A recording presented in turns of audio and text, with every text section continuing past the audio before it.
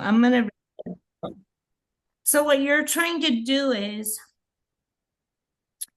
you're trying to, you have this task, and you know that you have this task to create this fix for VVC. And what you've decided to do is you've decided to focus this project on giving students direct access to alternative forms of financial aid other than the traditional ones, particularly for those students who don't have that access and who may have non-traditional obstacles to getting traditional funding sources. So the problem is that the way that the current structure is, number one, it's not automated. So it creates situations where the technicians, the specialists have to interact more with students. They get a lot of repetitious interactions. The students don't have their concerns addressed adequately. And because they don't have the research skills, the creativity, the grit, and the information access, they drop out rather than persist. So your project focuses on bridging the gap between that to give them the access to that information, to make it less likely that they'll drop out simply because they didn't have information. In the process of doing that, now that's kind of all in your head. That's your design, okay? You have to bring out this design out of your head and to your client. You've done this interview process. You have to bring it to your client. So you have to present it to your client. And the tools are your poster and your video. You're going to use your poster within your video, and your video is going to have a script attached, which is going to be something that the instructor can read, but it's also going to serve as the caption agent for your video. In theory, if you were really going to present it, these would be the captions, the open captions that would be in your video, that would be the content that would go into that.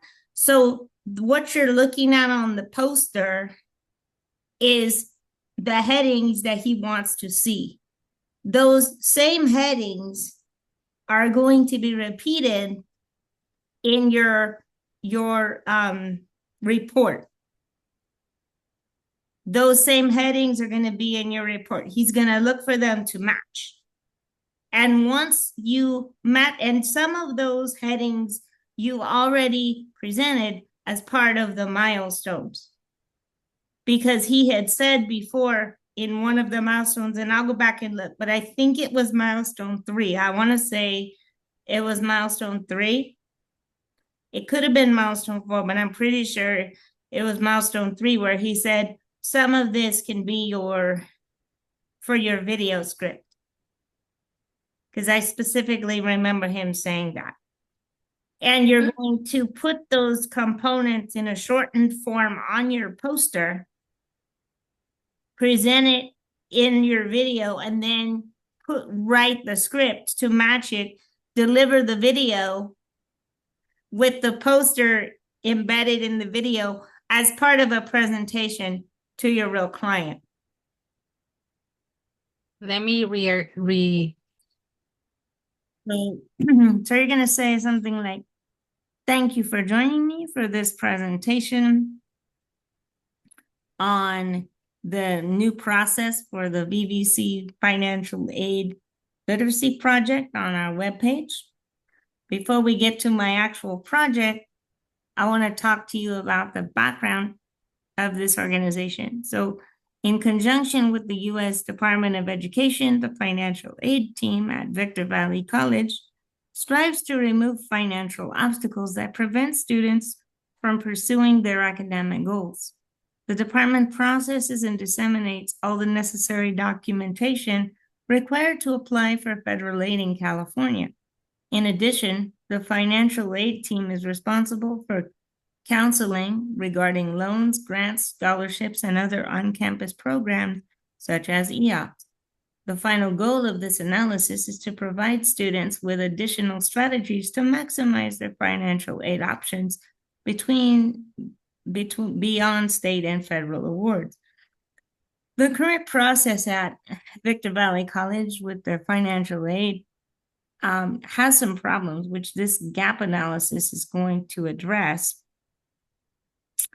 Particularly, the division includes serving the needs of students in alignment with its mission statement and presents a thorough student focus. However, routine customer service experiences are often transactional, leaving students feeling confused as they're unable to review all available resources.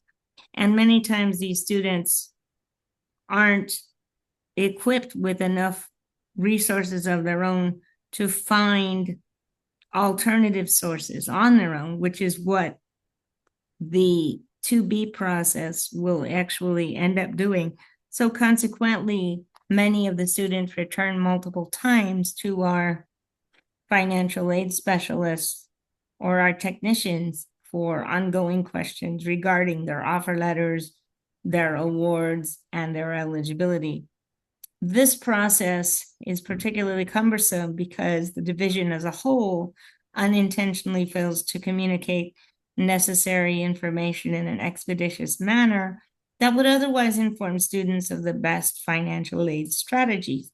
In terms of how we measure the effectiveness of our student retention and our financial aid, we have several critical success factors and key performance indicators that we look at when we address the situation, which I'll detail for you below.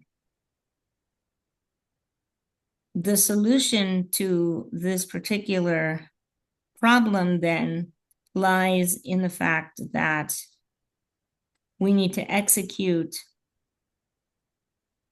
our information dissemination process more efficiently. And we need to provide students with the capability to access that information without the necessary intervention of a specialist, except for special circumstances. So the proposed process will implement links to scholarships, grants, and alternative resources available to students who, for various reasons, do not qualify for federal aid. The rationale being that for students who do not qualify for traditional forms of aid, many of whom lack the creativity, grit, critical thinking skills, and resources to pursue alternative funding sources independently, the augmentation of the existing web page will allow increased access to money that can pay for education. Having the necessary funding will, in theory, help students who would otherwise leave the system to persist and graduate, thereby increasing retention and graduation rates, and in the long term, increase earnings potential and the well-being of society.